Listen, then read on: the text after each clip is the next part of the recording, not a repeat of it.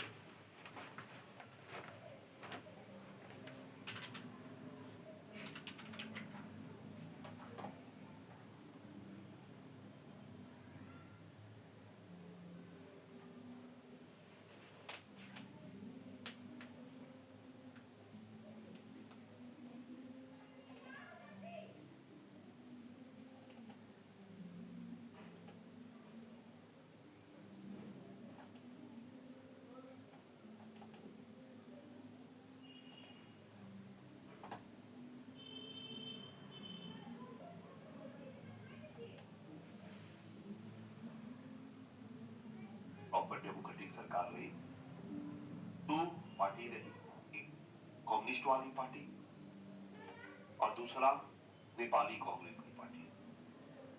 कभी सत्ता में नेपाली कांग्रेस आती तो कभी माओवादी पार्टी आती, कम्युनिस्ट पार्टी आती। कम्युनिस्ट पार्टी आती तो उसके संबंध स्वाभाविक सी बात है कि चाइना से अच्छे होंगे, और नेपाली कांग्रेस आएगी तो। लेकिन कोई भी पॉलिटिकल पार्टी किसी भी देश के साथ संबंध अच्छा या खराब करते समय जरूर ध्यान रखती है इसकी जन्म। तो दोस्तों, मेरी क्लास स्टार्ट हो चुकी है। ठीक है, तो आप लोग लास्ट तक ऐसे बने रहिए। देखिए, मैं क्लास स्टार्ट कर दिया हूँ, तो आप लोग लास्ट तक देखिए। ठीक है।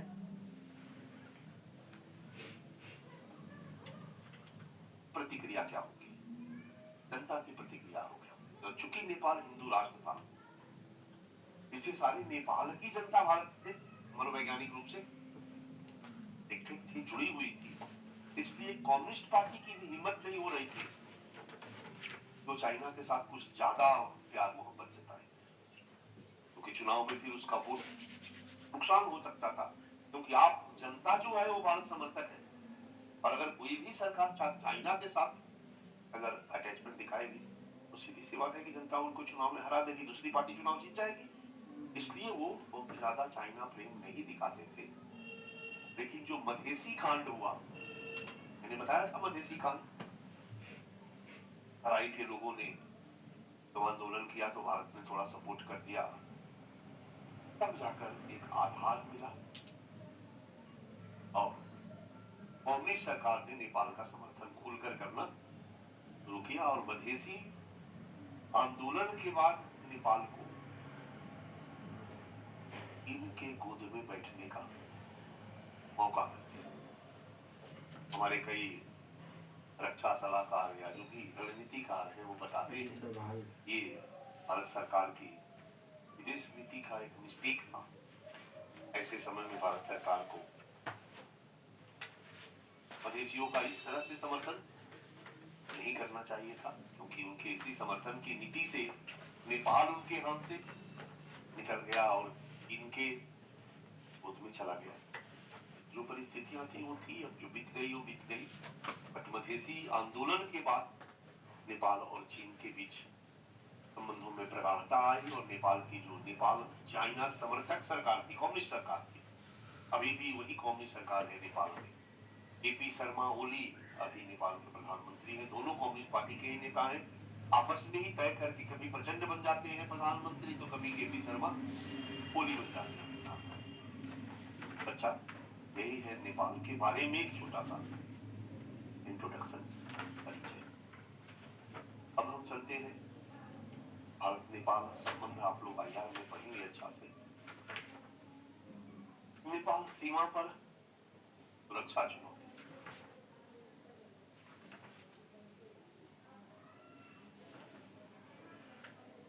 नेपाल के साथ कोई सुरक्षा चुनौती तो नहीं है। जिस देश के साथ संबंध अच्छे रहे उस देश की तरफ से हमें सुरक्षा चुनौती क्या मिल सकती है? सीमा विवाद कोई बड़ा नहीं रहा, कुछ छोटे मोटे विवाद रहे, एक आध विवाद हाल में उभर कर सामने आ गए। रुस्टा विवाद, कालापानी विवाद, कालापानी हाल में चर्चा का विषय रहा, एक अलग से टॉपिक बना के मैं पढ़ा दूंगा। सफोकेशन हो रहा क्या?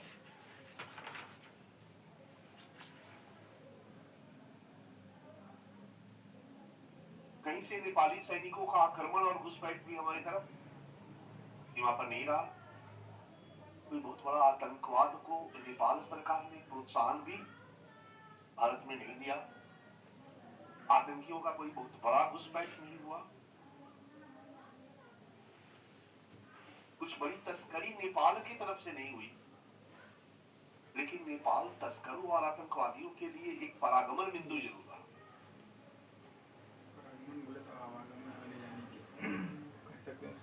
मुंबई के माफिया डॉन और जब केस होता है तो कहां भागते हैं? दुबई। अभी दुबई भागते हैं। सिनेमा में देखे हो ना, माफिया डॉन कहां से बात करता है? दुबई से। लेकिन बच्चा है दुबई बाद में जाने लगे, उसके पहले काठमांडू जाते थे। जब भी भारत में किसी बड़े अपराधी, संगठित अपराधी पर कोई बड़ा केस चार्ज होता था तो सीधे काठमांडू भाग जाता था। तो वो भारत के अपराधियों का एक अड्डा बना हुआ था। ये जो पापी पाकिस्तानी आतंकवादी है, तस्कर, उन्होंने नेपाल सीमा को हमारे लिए चुनौतीपूर्ण बना दिया कि भारत पाकिस्तान सीमा से आतंकियों के घुसपैठ करना कठिन हो जा रहा था, हथियारों की तस्करी करना कठिन हो रहा था, ड्रग्स की तस्करी करना कठिन इधर हाल के वर्षों में हुआ, नकली नोटों की तस्करी कठिन हुआ। तो उन्होंने नेपाल सीमा से तस्करी का काम करना, तो हमारे भारत नेपाल सीमा पर जो प्रॉब्लम है वो है तस्करी, ड्रग्स की तस्करी, हथियारों की तस्करी। तस्कर कौन? तो वही पाकिस्तान वाले, वही लेके आने वाले। मेरे बारे में बताया था कि जब आफ्ताब अंसारी बिहार जेल में था, मसूद अजहर भाई साहब से मुलाकात हुई थी, हथियारों की तस्करी में इन्वॉल्व हुआ। हथियार किस रास्ते यूपी बिहार में लेके आए? इसी तौर पर नेपाल के रास्ते लेके आए। इसके रास्ते लेके आना बड़ा आसान था। इसलिए जब चुनौती बढ़ा तो हमने नेपाल सीमा पर भी सुरक्षा प्रबंधन को चौकस करने का प्रयास किया। ड्रग्स की तस्करी, हथियारों की तस्करी, नकली नोटों की तस्करी हमारे लिए सुरक्षा चुनौती है। और चौथी तस्करी, लड़कियों की तस्करी। अगर हम ह्यूमन ट्रैफिकिंग की बात करें तो भारत बांग्लादेश बॉर्डर पे और भारत नेपाल बॉर्डर पे सबसे ज्यादा ह्यूमन ट्रैफिकिंग होता है। नेपाल से लड़कियों को और बांग्लादेश से लड़कियों को जो भी तस्कर हैं वो लेके इंडिया लाते हैं।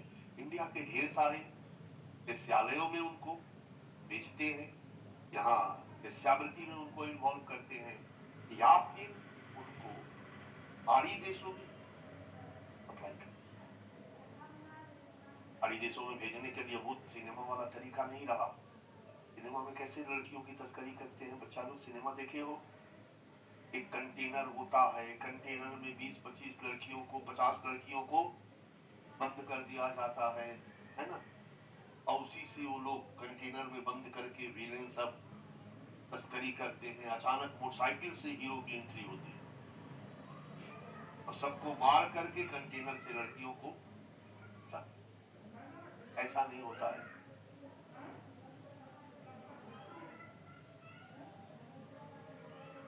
यहाँ ढेर सारे नौकरी के लिए जॉब दिलाने वाले इंस्टीट्यूशन है और इन लड़कियों को बाहरी देशों में वो नौकरी दिलाते हैं।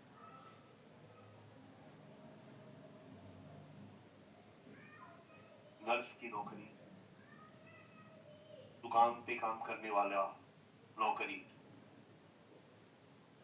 लड़कियां अप्लाई करती हैं,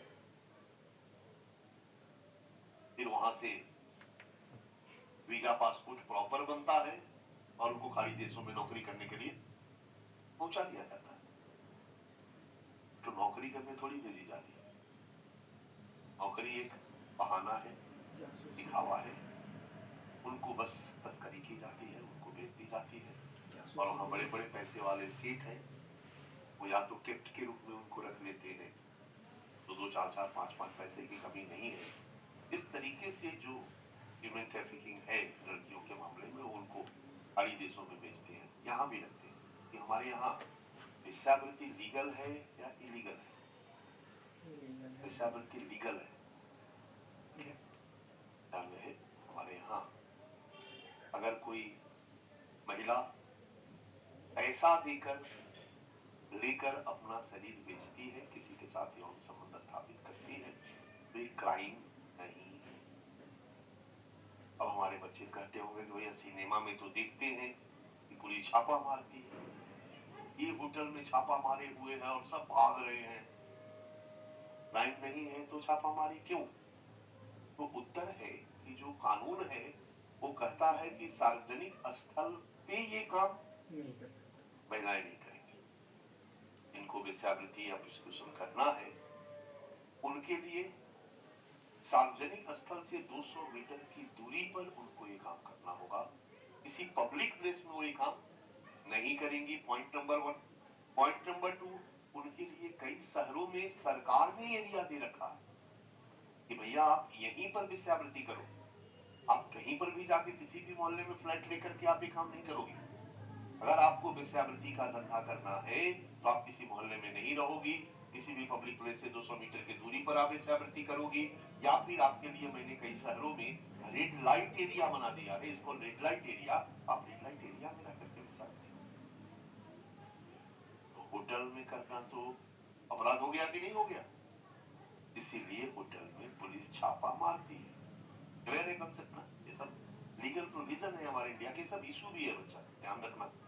इंडियन सोसाइटी में हम डिस्कस करेंगे। और फिर आपके मन में आ रहा होगा कि सर पब्लिक पुलिस तो रेड लाइट एरिया में भी छापा मारती है, वो भी सिनेमा में दिखाई देता है। रेड लाइट एरिया बना, रेड लाइट एरिया में छापा इसलिए मारती है कि भारत में वेश्यावृत्ति को लीगलाइज किया गया। आर्टिकल 19 के तहत वेश्यावृत्ति को स्वतंत्र व्यवसाय के रूप में मान्यता नहीं दी गई है। किसी भी कार्य को व्यवसाय का दर्जा देने का मतलब होता है कि हम उसको बिजनेस के रूप में चला सकते हैं, हम उसमें इन्वेस्ट कर सकते हैं। इसलिए भारत की वेश्याओं का एक बहुत बड़ा आंदोलन चल रहा है इंडिया में। वो कह रही हैं कि हम लोगों को भी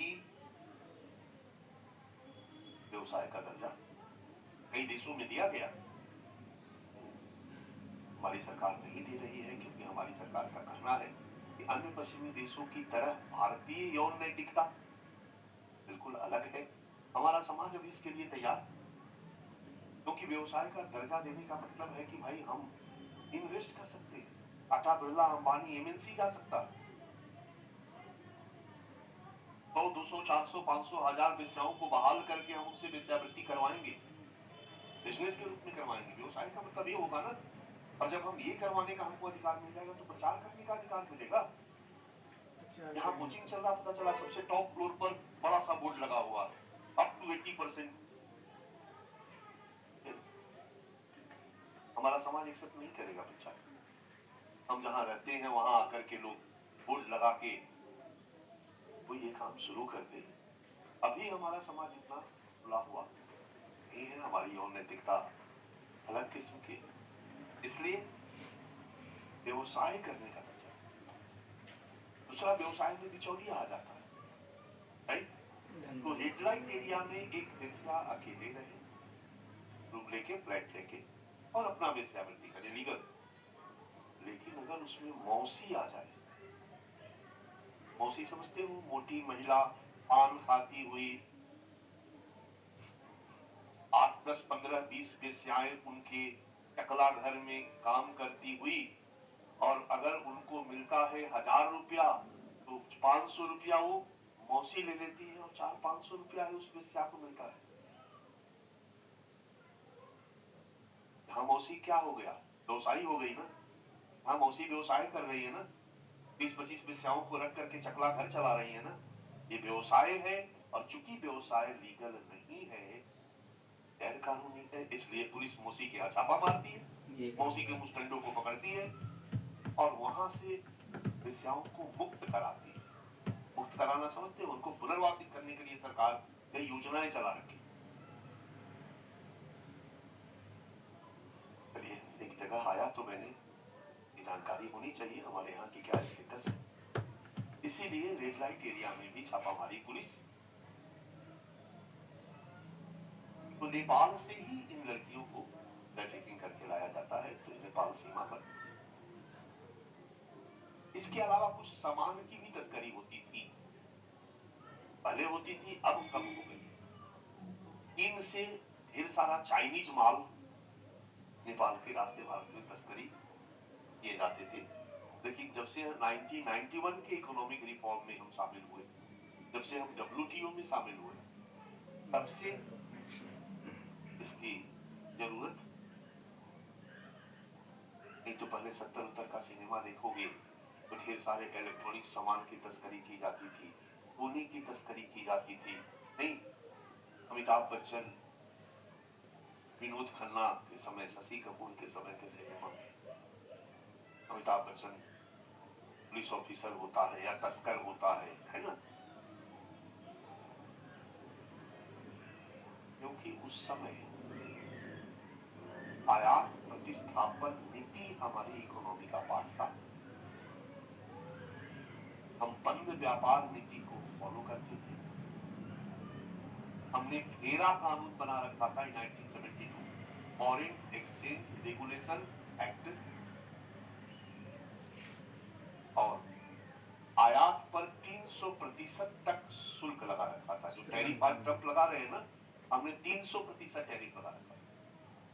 तो जो माल बाजार में दूसरे देश में 1 लाख रुपया में बिकेगा, उस पर 300% टैक्स लगेगा, तो इंडिया में 4 लाख रुपया उसका पड़ेगा।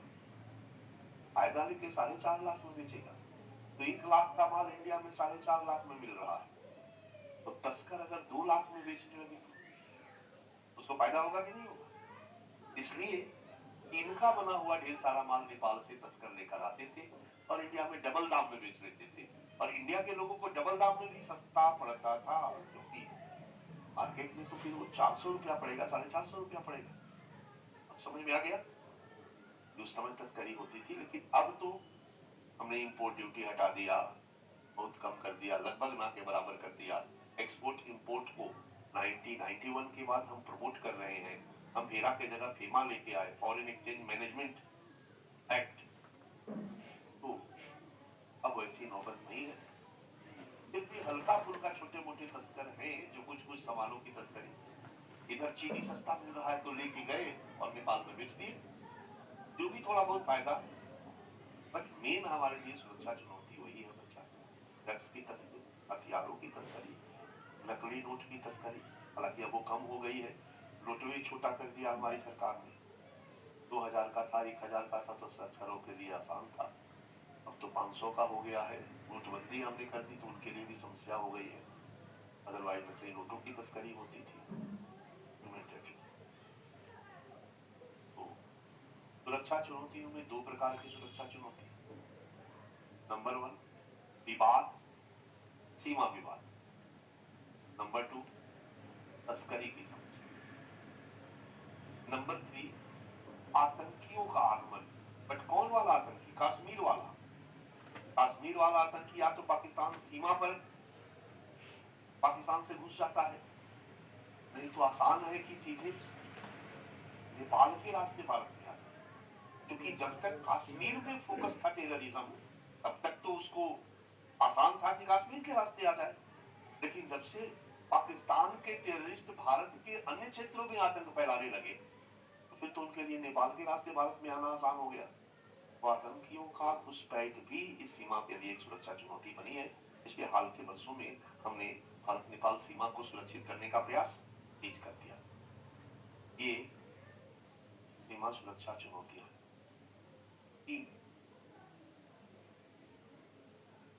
चौथा आज के डेट में सबसे ज्यादा चिंता का विषय हो गया है कि नेपाल में चीन घुस रहा है और नेपाल चीन के गोद में, और चीन के गोद में बैठना हमारे लिए बहुत बड़ी सुरक्षा चुनौती है।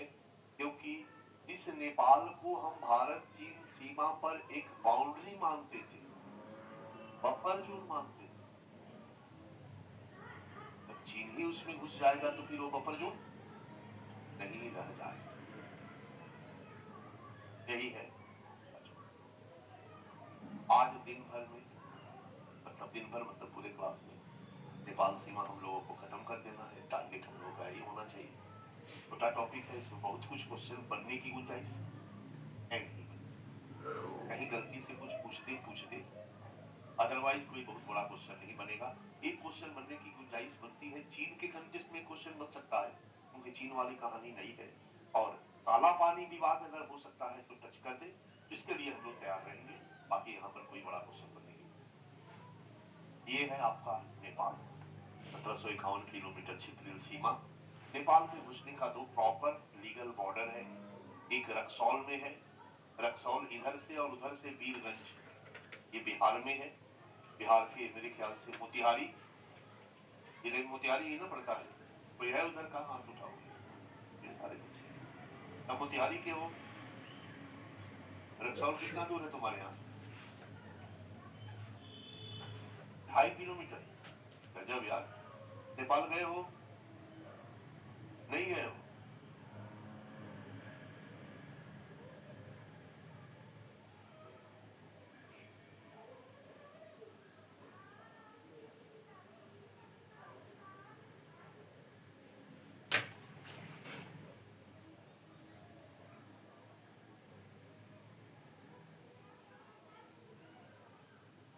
एक रक्सौल है और दूसरा यूपी में है सुनौली। यही प्रॉपर बॉर्डर है, इसके माध्यम से कोई सामान की जो भी लीगल तरीके से हम वहां से सामान खरीदते हैं, तो लीगल तरीके से इसी रास्ते से ले आते हैं, लीगल तरीके से इसी रास्ते से जाते हैं। जब हम प्रॉपर तरीके से नेपाल जाएंगे तो कोई वीजा पासपोर्ट की जरूरत यहाँ पर है नहीं वीजा बनवाने की, तो आराम से गए, घूम फिर के चले आए। क्योंकि संबंध इतने अच्छे रहे हैं कि कभी वीजा की जरूरत नहीं पड़ी, और नेपाल के लोगों को भारत में भी आकर के किसी वीजा लेकर आने की जरूरत नहीं पड़ी, बल्कि यहाँ पर तो आकर के वो नौकरी भी, हमारे डिफेंस में एक पूरा गोरखा रेजिमेंट है बच्चा। आप समझ सकते हो कि भारत और नेपाल के बीच संबंध अच्छे रहे हैं, कहीं पर भी ये नौकरी कर सकते हैं। अब थोड़ा सा वो वापस गए हैं, अदरवाइज भारत में कहा जाता है कि 1900 मतलब सिनेमा समाज का दर्पण होता है, और 60-70 के दशक में जो भारतीय सिनेमा आती थी उसमें कैरेक्टर होता था रामू। रामू धोती कुर्ता गमछा, ध्यान में है रामू? पुरानी फिल्म देखे होगे। रामू मतलब क्या? नौकर। प्रोम प्रोम नहीं देखे हो फिल्म तब। रामू 100% फ्रॉम बिहार।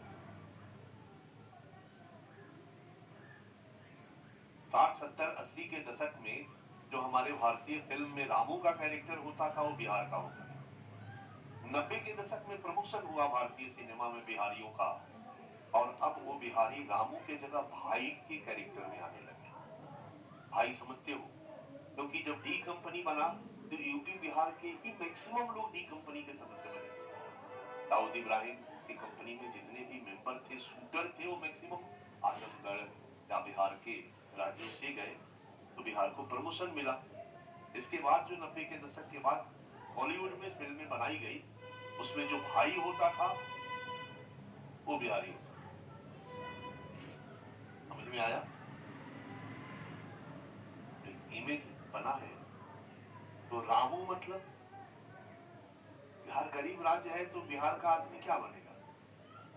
रामू। रामू मतलब बिहारी, और बहादुर मतलब, जल्दी बोलो, नेपाली। बहादुर समझ में आ गया ना? बहादुर गोरखा, जो सिक्योरिटी गार्ड का। तो बहुत सारे नेपाली यहाँ इंडिया में लाखों की संख्या में सिक्योरिटी गार्ड के रूप में काम करने वाले।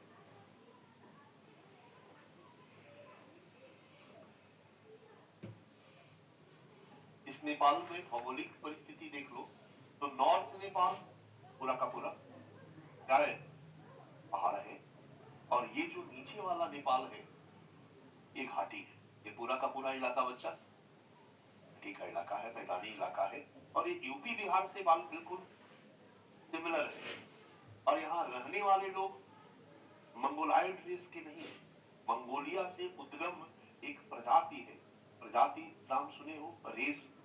प्रजाति या रेस व्यक्तियों का वह समूह होता है जिसकी एक जैसी जैविकीय विशेषता, एक जैसी शारीरिक विशेषताएं पाई जाती है। नॉर्डिक, निग्रिटो, ऑस्ट्रोलाइड, प्रोटो ऑस्ट्रोलाइड, मंगोलाइड, ये सब रेस है। मंगोलाइड मंगोलिया से उद्गम माना जाता है। इसका विस्तार चाइना, उत्तरी कोरिया, दक्षिण कोरिया, जापान, म्यांमार, हमारे नॉर्थ ईस्ट में, नेपाल में, उत्तरी नेपाल में जो नाटे नाटे चपटे चपटे होते हैं, मंगोलाइड, उनका रूपरेखा दिमाग में है। तो नॉर्थ नेपाल के लोग मंगोलाइड रेस से हैं, ठीक है। और साउथ नेपाल वाले सब हमारी तरफ के हैं, पांडे जी, मिश्रा जी, दुबे जी, शर्मा जी, यादव जी, सिंह जी, सब वही हैं। और इधर उधर शादी ब्याह भी इनका होता रहता है, रिश्तेदारी भी चलती रहती है। तो कल्चरली भी ये भारत से बिल्कुल अटैच्ड है, जुड़े हुए।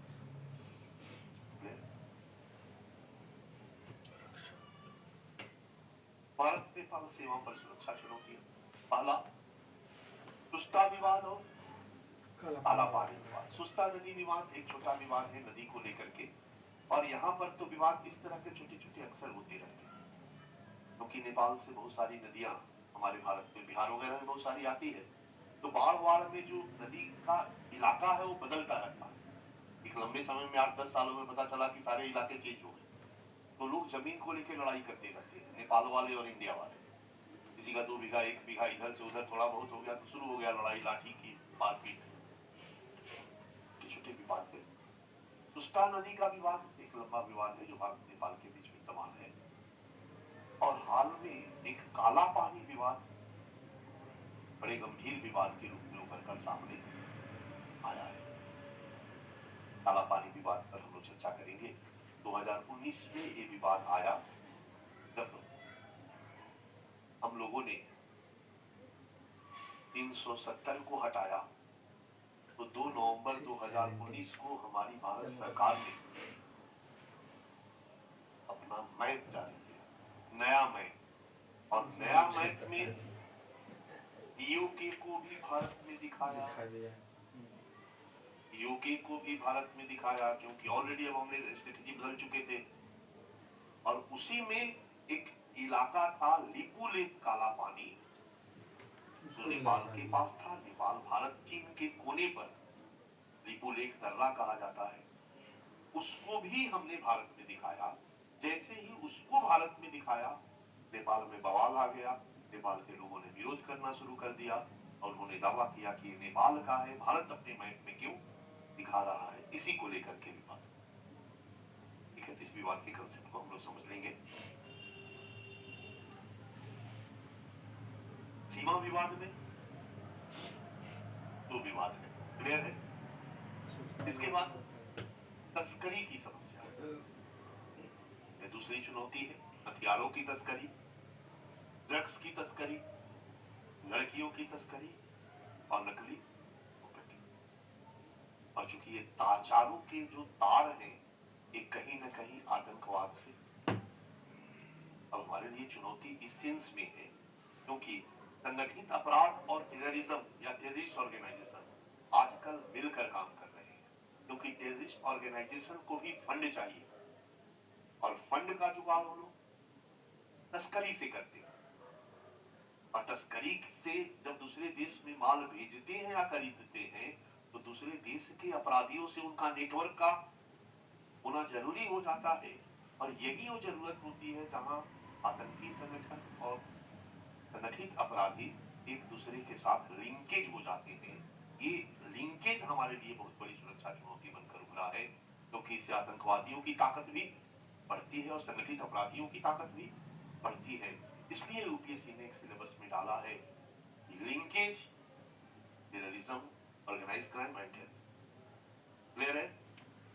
तो ये लिंकेज का ही परिणाम है, इसलिए हमारे लिए सुरक्षा चुनौती है। और यही वो आतंकी संगठन है जो भारत और कश्मीर में पाकिस्तान को बेस बना करके सक्रिय है और इसी रास्ते इन सब चीजों की तस्करी कर रहा है। इनके साथ कुछ संगठित अपराधी भी जुड़े हुए हैं जिनका मुख्य उद्देश्य आतंकवाद नहीं, उनका मुख्य उद्देश्य अधिक से अधिक लाभ कमाना, पैसा कमाना।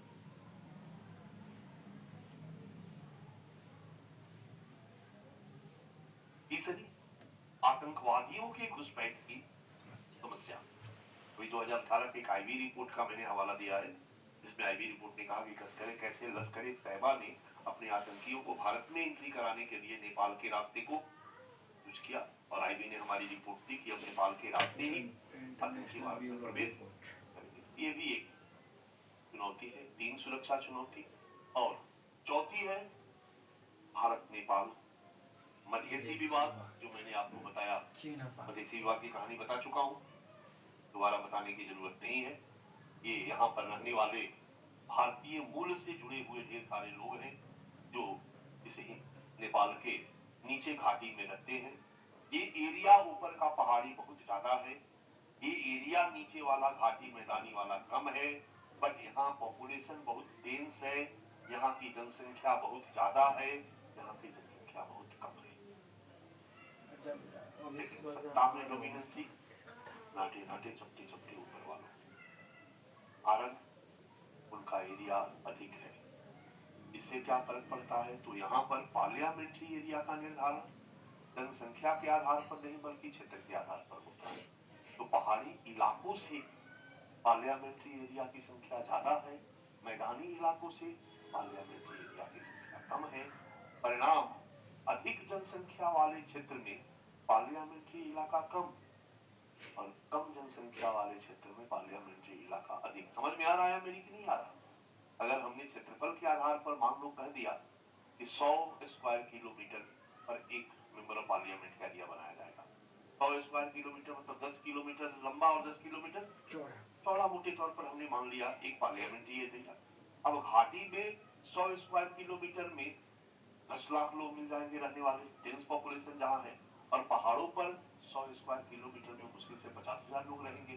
तो 50,000 पर एक मेंबर ऑफ पार्लियामेंट चुने जाएंगे और 10 लाख पर एक मेंबर ऑफ पार्लियामेंट चुने जाएंगे। लोकतंत्र में तो लोक का तंत्र होना चाहिए ना। तो तंत्र या सरकार का निर्माण लोक की संख्या के आधार पर होना चाहिए। इसलिए पार्लियामेंट्री एरिया का निर्धारण जनसंख्या के आधार पर होना चाहिए, लेकिन यहाँ पर क्षेत्रफल के आधार पे है। इसलिए सरकार में मैक्सिमम पहाड़ी लोगों का प्रतिनिधित्व होता है। समझ में आया या नहीं आया? अभी पार्लियामेंट बनेगा उसमें मैक्सिमम नाटे चपटे लोग बैठे रहेंगे, जबकि आबादी इधर वालों की ज्यादा है। और वो बैठे रहेंगे तो विकास का लड्डू किधर ले जाके बांटेंगे? पहाड़ों पर। डेवलपमेंट का फंड पहाड़ों पे ज्यादा जाएगा, पहाड़ों का विकास ज्यादा होगा और मैदानी क्षेत्रों की उपेक्षा होगी, नौकरी से लेके विकास के हर क्षेत्र में। इसी बात से दुखी थे मैदान के लोग, इनको मधेसी कहा जाता है वहां। और ये मधेसी लोग दुखी होकर के अपनी मांगों को लेकर के आंदोलन किए कि हमारे साथ जो भेदभाव है उसको खत्म किया जाए, नौकरियों में हमें भी प्रॉपर स्थान प्रतिनिधित्व दिया जाए हर जगह हर पदों पर, और साथ साथ पार्लियामेंट्री एरिया का निर्धारण क्षेत्रफल के आधार पर न करके जनसंख्या के आधार पर किया जाए। इस मुद्दे को लेकर के यहाँ यह आंदोलन चला, बड़े लेवल पर जन आंदोलन चला, सब कुछ ठप कर दिया इन लोगों ने। इसी को मधेसी आंदोलन के नाम से जाना जाता है। और उस समय जब इन्होंने हर चीज को ठप कर दिया तो भारत के रास्ते जो भी चीजें जाती थी, भारत ने भी उसको भेजने से बंद कर दिया। भारत ने इसलिए भी बंद किया कहीं न कहीं कि मधेसियों के पक्ष में यूपी बिहार की जनता जो बॉर्डर से जुड़ी हुई थी वो थी। और अगर भारत सरकार यहाँ पर मधेसियों की साथ नहीं देती तो कहीं न कहीं उस क्षेत्र की जनता जिनका मनोवैज्ञानिक रूप से जुड़ाव मधेसी लोगों से था, वो उस पार्टी को वोट नहीं देते। बीजेपी को वोट चाहिए बिहार के इन क्षेत्रों में, यूपी के इन क्षेत्रों में, तो उनको अपनी नीति में कहीं न कहीं मधेसियों को समर्थन करना था। इसलिए उस समय बीजेपी की सरकार थी, उन्होंने मधेसियों का समर्थन किया। खुश तो हो गए इधर के लोग, लेकिन पहाड़ वाले लोग नाराज हुए। और यही मौका चाहिए था कांग्रेस पार्टी को, कल तक अंदर अंदर चीन के साथ थी, अब तो उनके साथ में आ सकती है, क्योंकि जनता को भी वो कन्विंस कर सकती है कि देखो भारत क्या कर रहा है। हालांकि जब नेपाल में भूकंप आया तो हमारी सरकार ने जमकर वहां सपोर्ट किया, सहयोग किया, ये बात भी याद रखने की है। लेकिन लोग अच्छी बात कम याद रखते हैं और खराब वाली बात एक याद रखते हैं। डेली हम आप लोगों को गुलाब जामुन का पार्टी देते रहे, चाय का पार्टी देते रहे, तो अच्छा एक दिन न दे तो सबसे खराब।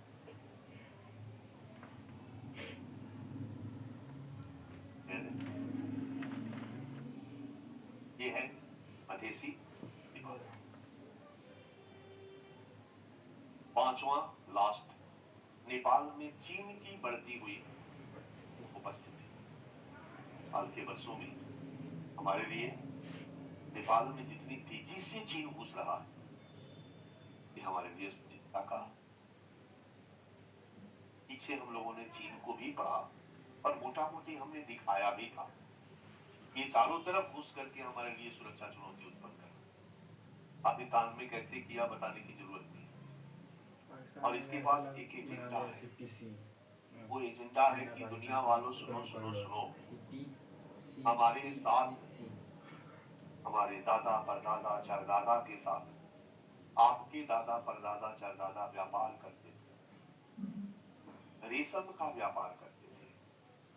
जिन जिन रास्ते से होते हुए जिन जिन देशों के साथ हमारे परदादाओं ने व्यापार किया, आज की चीन सरकार चाहती है कि उन देशों के साथ फिर से अपना व्यापारिक संबंध,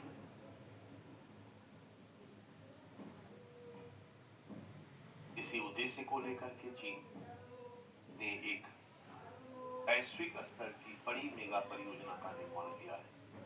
इसका नाम रखा गया रेशम मार्ग परियोजना, सिल्क रूट प्रोजेक्ट। बीच बीच में नाम बदलता रहा और अब ये बन गया है बेल्ट एंड रोड इनिशिएटिव।